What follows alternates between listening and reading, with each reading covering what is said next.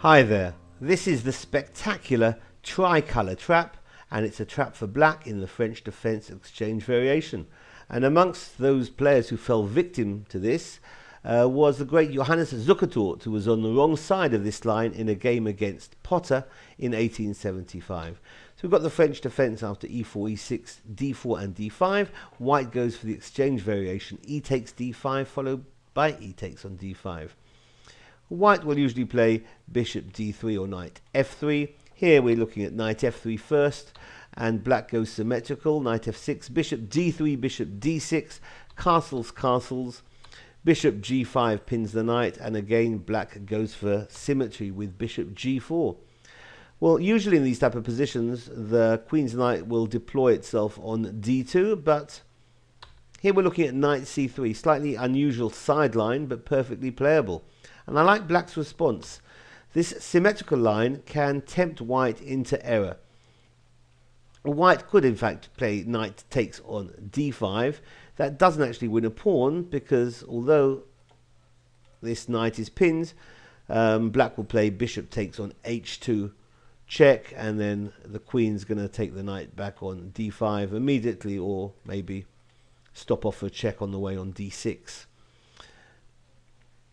But after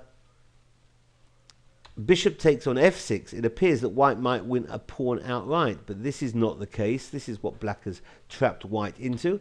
After queen takes f6 and knight takes on d5, it's black who's close to winning here by the queen moving over to h6 with an immediate threat on h2, which is going to be made after trading on f3. So h3 is played, but that allows knight takes on d4, so black gets the pawn back with an amazing attack.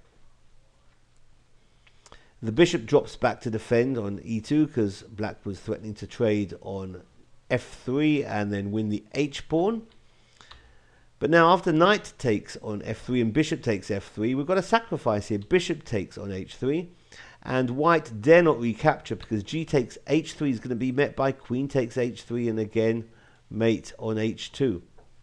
So after bishop takes and bishop takes on h3, rook e1 is played. The bishop withdraws, vacating the h-file for the queen to invade again on h2. So g3 closes off the diagonal of the bishop on d6.